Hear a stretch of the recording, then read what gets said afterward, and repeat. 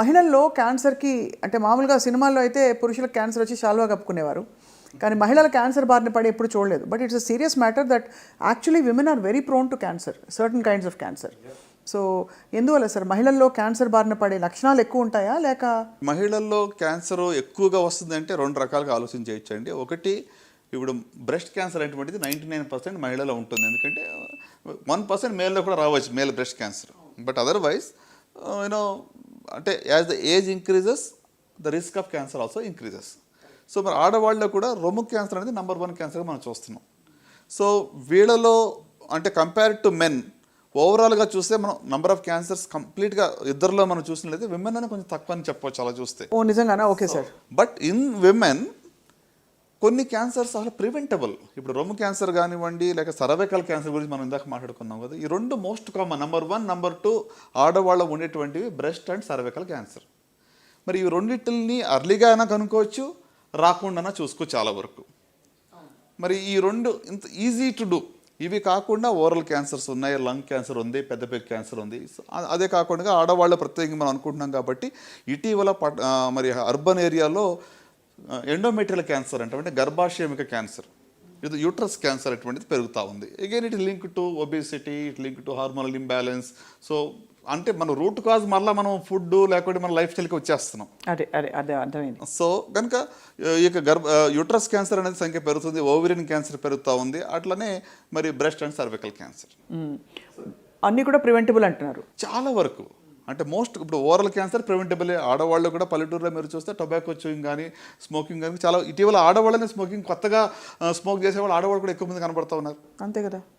So కనుక I strongly feel, నేను అనుకున్నది ఏంటంటే at least most common cancers oral cancers, breast, cervical cancer, వీటిని మనం డెఫినెట్గా తగ్గించగలుగుతాం. అండ్ మీరు 40 సంవత్సరాలు దాటిన వాళ్ళందరూ కూడా పరీక్షలు చేయించుకోవాలి సార్ యాన్యువల్గా? అంటే ఏ సైట్ దాన్ని బట్టి స్క్రీనింగ్ ఉంటుంది. సర్వైకల్ క్యాన్సర్, గర్భాశయ ముఖద్వారపు క్యాన్సర్కి అబౌట్ 21 years ఓహో ఉన్నవాళ్ళు ఒక్కసారి ప్యాప్స్మియర్ చేయించుకుంటే నెక్స్ట్ 3 years వరకు ఏం చేయక్కర్లేదు. లేదా హెచ్పివి డిఎన్ఏ టెస్ట్ అని ఒకటి ఉంటుంది, అది చేయించుకుంటే 5 years వరకు ఏం చేయక్కర్లా. సో ఇది ఫర్ సర్వైకల్ క్యాన్సర్, గర్భాశయ ముఖద్వారపు క్యాన్సర్కి. మరి బ్రెస్ట్ క్యాన్సర్కి వచ్చేటప్పటికి 20 to 40 yearsలో once every 3 years clinical breast examination by doctor. అంత కాకుండా రొమ్ము స్వీయ పరీక్ష, self examination, be aware of your breast, monthly once examine systematically if there is any change, ఏమైనా మార్పులు ఉన్నాయా, సొట్టబోయిందా, లేకుంటే బ్లడ్ వస్తుందా, నిప్పుల్లో నుంచి డిశ్చార్జ్ వస్తుందా, ఎస్పెషలీ బ్లడీ డిశ్చార్జ్ వస్తుందా, కొత్తగా లంప్స్ ఏమైనా ఫార్మ్ అయ్యాయా, ఆర్ఎంపిట్లో ఏమైనా లంప్స్ ఉన్నాయా, ఇదన్నీ తెలియదు అనుకోండి. ఈ ప్రతిదానికి ఆ సిమ్టమ్స్ ఎలా గుర్తుపెట్టుకోవాలనుకుంటే మీకు ఎనీథింగ్ అన్యూజువల్ మార్పు అనేది కొత్తగా ఏమైనా అనిపిస్తుందా, నీకేదో సంథింగ్ ఇస్ నాట్ గుడ్ అనిపిస్తుందా ఆర్గన్లో అనిపించినప్పుడు వెంటనే డాక్టర్ని సంప్రదించాలి. సో మీరు అడిగినట్టుగా అబోవ్ 40కి మాత్రం మ్యామోగ్రఫీ అనేది వెరీ వెరీ యూస్ఫుల్ అండి. సో వెస్టర్న్ కంట్రీస్లో ఎవ్రీ ఇయర్ చేస్తారు, మనం ఎవ్రీ 2 yearsకి ఒకసారి చేసుకుంటే సరిపోతుంది. అంటే మ్యామోగ్రఫీ వల్ల అడ్వాంటేజ్ ఏంటంటే మీకు చేతికి తగలి లంపు ఒక 0.5 centimeter కానీ లేకుంటే 1 centimeter ఉన్నా కూడా దాన్ని అది కనిపెట్టేస్తాం. నేను అదే అడగబోయాను, అంటే జస్ట్ స్వీయ పరీక్ష సరిపోతుందా, మ్యామోగ్రఫీ అందరికీ చేయాలని మీరు చెప్పారు. అదే చేస్తాడు అంటే సెల్ఫ్ ఎగ్జామినేషన్ యంగ్ విమెన్లో మ్యామోగ్రఫీ పెద్దగా పనిచేయదు. లెస్ దాన్ 40లో బ్రెస్ట్ డెన్స్గా ఉన్నప్పుడు మ్యామోగ్రఫీలో క్లియర్గా ఐడెంటిఫై చేయలేం. సో అందుకు 20 to 40లో self examination is the best tool, simplest tool. So after 40 mammography డెఫినెట్గా హెల్ప్ చేస్తుంది. అండ్ ఈ సర్వైకల్ క్యాన్సర్కి హెచ్పివి వ్యాక్సిన్ సార్ ఏ వయసులో ఇవ్వాలి? ఒక వయసు దాటాక పనిచేయదంటారు, నిజమేనా? యు ఆర్ వెరీ రైట్ అండి. ఎందుకంటే వ్యాక్సిన్ ఎప్పుడు ఇస్తాం మనం మామూలుగానే? ప్రివెంటివ్గా, అది ఎప్పుడు ఇన్ఫెక్షన్ రాకముందు ఇస్తాం. మన పోలియో కానివ్వండి, డిఫ్తీరియా, టెట్నస్ కానీ చిన్నప్పుడు వ్యాక్సిన్స్ ఎందుకు వేసుకున్నాం, ఎక్స్పోజ్ అవ్వకముందు వ్యాక్సిన్స్ మనకి ఇస్తారు.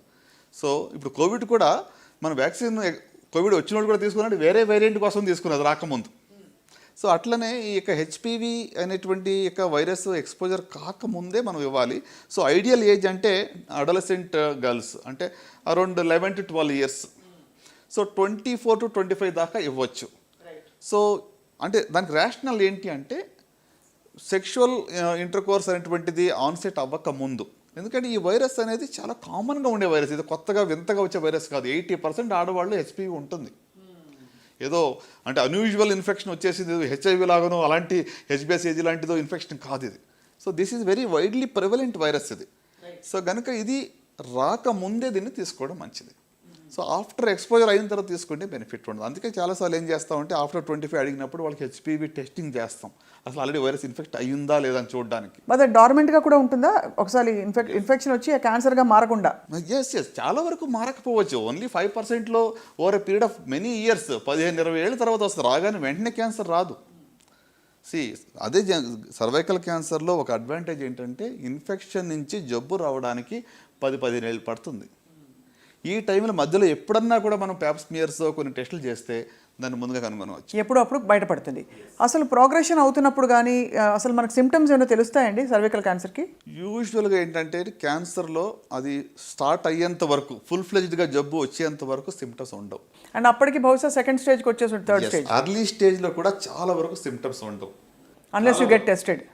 Unless you get test. అందుకే స్క్రీనింగ్ ఎందుకు అంటున్నాము, మీకు సిమ్టమ్స్ వచ్చే లోపల కరెక్ట్ టెస్ట్ చేయాలి. మీకు సిమ్టమ్స్ వచ్చేటప్పటికి జబ్బు వచ్చి డయాగ్నోసిస్ అంటాం, స్క్రీనింగ్ కాదప్పుడు. సో అందుకనే సార్ వెయిట్ లాస్ అయిపోతుంది, అన్యూజువల్ డిశ్చార్జ్ ఉంటుంది బాడీ నుంచి, ఇంకేదో అవుతుంది అని చెప్తారు. బట్ అంత వచ్చిందంటే ఇంకా పూర్తిగా క్యాన్సర్ వచ్చేసినట్టు, ఇంకా ట్రీట్మెంటే అక్కడ.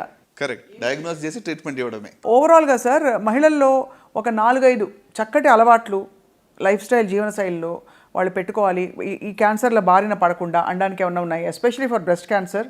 అంటే is it something preventable with conscious life style choice? Sure. Breast అన్ని ఒక 60-70% క్యాన్సర్ మనం ప్రివెంట్ చేయొచ్చు ఓవరాల్గా చూస్తే. సో దాంట్లో రొమ్ము క్యాన్సర్ కూడా ఎందుకంటే రొమ్ము క్యాన్సర్కి మీరు చూసినట్టయితే ఇంపార్టెంట్ రిస్క్ ఫ్యాక్టర్ ఏంటి, ఒబేసిటీ. ఓకే, సో ఒబేసిటీ అంటే అగైన్ హార్మోనల్. బ్రెస్ట్ క్యాన్సర్ ఎందుకు వస్తుంది, దట్ హార్మోనల్ ఇంబ్యాలెన్స్. ఈస్ట్రోజన్, పొజిషన్ హార్మోన్స్ ఎక్కువగా ప్రొడక్షన్ అవుతుంది, ఫ్యాట్లో నుంచి ప్రొడక్షన్ అవుతుంది ఇవి. సో కనుక ideal body weight maintenance, balanced diet, physical activity, okay, moderate or I would say no alcohol. ఎందుకంటే excess alcohol is also risk factor. చాలా క్యాన్సర్కి ఆల్కహాల్ రిస్క్ ఫ్యాక్టర్ అండి. అంటే ఇటీవల you see number of people, మరి నేను ఇందాక చెప్పిన నెంబర్ ఆఫ్ పబ్స్ కానివ్వండి, హోటల్స్ చూస్తే చాలా కన్సంప్షన్ పెరిగిపోతూ ఉంది. మనం గ్రహించాం సార్, బహుశా ఒక బౌల్ ఆఫ్ కర్రీ తింటే అందులో ఎంత ఫ్యాట్ ఉంది, అక్కడ అందులో ఇంగ్రీడియంట్ సోర్సెస్ ఎక్కడ అని అన్నీ ఆలోచించకుండా తినేస్తాం, ముఖ్యంగా especially if you order online, because ఆ సోర్స్ మనకు ఎప్పుడు అర్థం కాదు. So but however having said all this sir, మీరు అన్నారు కదా బ్రెస్ట్ ఫీడింగ్ చేసే తల్లులకి క్యాన్సర్ బారిన పడే ఇన్సిడెంట్స్ తక్కువ అని చెప్పి ఒక స్టడీ వచ్చింది కదా సార్, నిజం అది? చాలా వరకు అంటే ఇది కాంట్రవర్షియల్ అండి, బట్ ఓవరాల్గా ఇట్స్ బెనిఫిషియల్. అంటే బ్రెస్ట్ ఫీడింగ్ వల్ల ఏం జరుగుతుందంటే మెన్స్ట్రల్ సైకిల్కి కూడా బ్రేక్ వస్తుంది. ఇప్పుడు కన్సీవ్ అయినప్పుడు ఆ 9 months మెన్స్ట్రల్ సైకిల్ లేదు. So there is no hormonal effect on the breasts. So they are giving a rest. Lactational ఎప్పుడైతే బ్రెస్ట్ ఫీడింగ్ చేస్తారో అప్పుడు కూడా సైకిల్స్ ఉండవు ఇనిషియల్ ఫ్యూ మంత్స్. సో దానివల్ల there is a break in the cycle. So డెఫినెట్గా నేను if you ask me, if you overall అన్ని studies కూడా మనం కంపేర్ చేసి చూసినట్లయితే there is benefit of breast feeding. ఇటీవల బ్రెస్ట్ ఫీడింగ్ కాదు, లేట్ ప్రెగ్నెన్సీస్ కూడా ఎక్కువైపోయింది. So that's also risk factor అండి. So first child very late after 30s. ఇప్పుడు ఈ రోజుల్లో చూడండి చైల్డ్ బర్త్ కూడా 30s లోపల చాలా తక్కువగా ఉంది. ఇదివరకు 30s లోపల అసలు పెద్ద ఆపరేషన్ కూడా అయిపోయేది. కరెక్ట్ సార్ అది. కానీ మరి మెనోపాజ్ తర్వాత క్యాన్సర్ బారిన పడే అవకాశాలు ఉంటాయా సార్? డెఫినెట్గా. అంటే ఏజ్ పెరిగే కొద్ది రిస్క్ పెరుగుతూ ఉంది. So it's not that hormonally active ఉన్నప్పుడు మాత్రమే కదా. ఇప్పుడు బ్రెస్ట్ క్యాన్సర్ మీరు చూస్తే ఇండియాలో కంపేర్ టు వెస్టర్న్ వరల్డ్ ఒక 1 decade అర్లీగా వస్తుంది. వెస్టర్న్ కంట్రీస్లో 60sలో వస్తే మన దగ్గర 45 to 55లో ఎక్కువ కనబడుతూ ఉంది. సో అంటే ఇది again related to our lifestyle, our foods కానివ్వండి, our whatever epidemical factors వల్ల అది వస్తూ ఉంటుంది. మొత్తానికి సార్ ప్రపంచం కొంచెం అంటే మన జీవన విధానాలు, జీవన శైలి అంతా మారిపోయి ఐ థింక్ కొంచెం బాగా అలర్ట్గా ఉండవలసిన పరిస్థితులు అయితే వచ్చాయనిపిస్తుంది. 100% అండి. మనం సింపుల్ ఒకటే ఉదాహరణ, మన చిన్నప్పుడు ఊర్లో ఒక్కళ్ళకి క్యాన్సర్ అనే వర్డ్ మనం వింటేనే ఎంతో వింతగా ఉండేది. శబ్దం కూడా ఆ వర్డ్ కూడా ఉచ్చరించడానికి భయపడేవాళ్ళం. ఇప్పుడు ప్రతి ఇంట్లో మనకు తెలిసిన ఎవరికో క్యాన్సర్ ఉంది. ఇంకెంతకైనా మనకు స్టాటిస్టిక్స్ అవసరం లేదు. సో అంటే భయంతో రోజు బతకాలని నేను చెప్పట్లేదు, కానీ కొంచెం మన గురించి మనం పట్టించుకోవాలి, జాగ్రత్త పడాలనేది నా యొక్క కోరిక.